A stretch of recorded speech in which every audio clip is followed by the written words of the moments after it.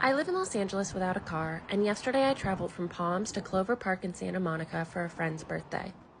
I already know this video is going to be controversial because while I absolutely could have taken the R12 from my neighborhood in order to get to National and Westwood, where I'll catch the 8, I decided to walk that route instead. Here's a quick peek at my favorite Pilates studio. I am very grateful not to be on those reformers right now.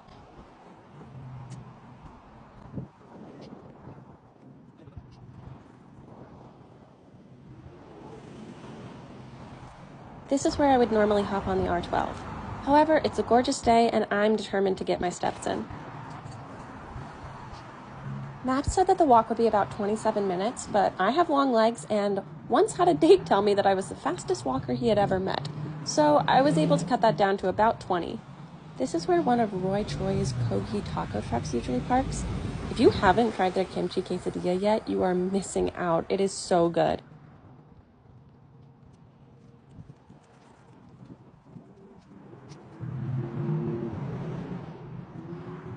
I started feeling super awkward following this couple while filming, so I stopped until I was able to pass them. And we're back.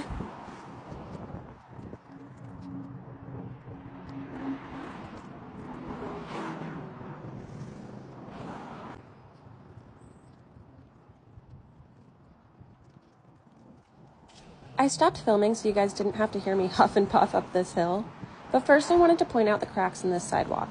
It's not a huge problem for me, but it definitely impedes walkers with injuries or disabilities. This is a big problem all over LA, and it definitely adds to the reputation that this is not a walkable city.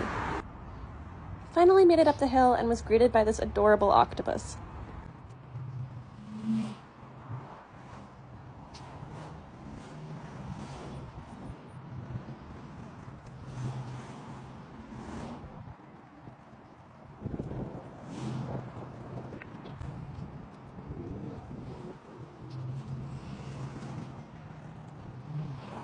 I hadn't realized that there's a small section of this side of the street where the sidewalk disappears. That's always super frustrating. As you'll see, it seems like this stretch of the street has been left up to the homeowners to build out the sidewalk. Each house has a different type of walkway in front of it. This would probably be really difficult to navigate if you're disabled or even just unsteady on your feet. And here's another section with no sidewalk, although at least this time there was room for me to stay off the street. The other side seems to have the same problem, with sidewalk textures changing and sometimes disappearing altogether. And suddenly we're back on normal, well-maintained sidewalk. That was a really weird and frustrating section of the neighborhood. Definitely not very walkable.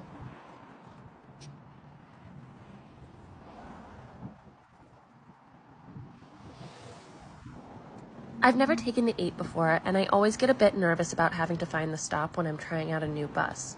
Maps made it look like it was across the street and up the corner, so I started walking up National to begin my search.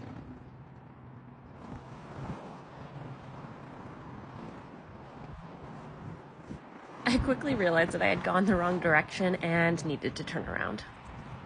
I kept this part of the video in to show that sometimes Apple or Google Maps, or even the transit app, can be super confusing, even for someone like me who takes public transportation on a daily basis. Although, to be fair, I think this particular mistake probably had more to do with me being more focused on videoing my walk than actually following the map, combined with the fact that I don't take my ADHD meds on the weekend. Found it!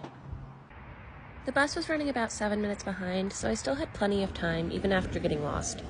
My calves were insanely sore from a Pilates class earlier this week, so I spent that time stretching them out on this pole. If you happen to drive by and see me doing this, no you didn't.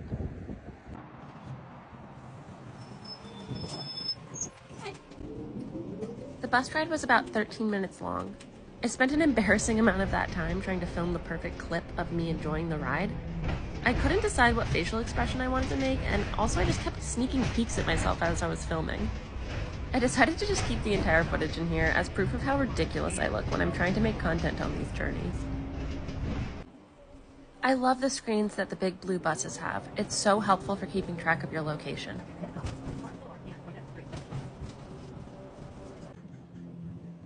I was dropped off right across the street from Clover Park. How gorgeous is this place? I'd never been here before, but I'm definitely adding it to the list of my new favorite spots in the city. I didn't get a chance to explore the entire park on this visit, but in the section where we hung out, there was a grass volleyball court, a sand volleyball court, and a playground. And in the most LA possible move, there was a kid with a toddler-sized Cybertruck. This is the world we live in now, everyone. So I guess thanks for watching, and may God have mercy on our souls.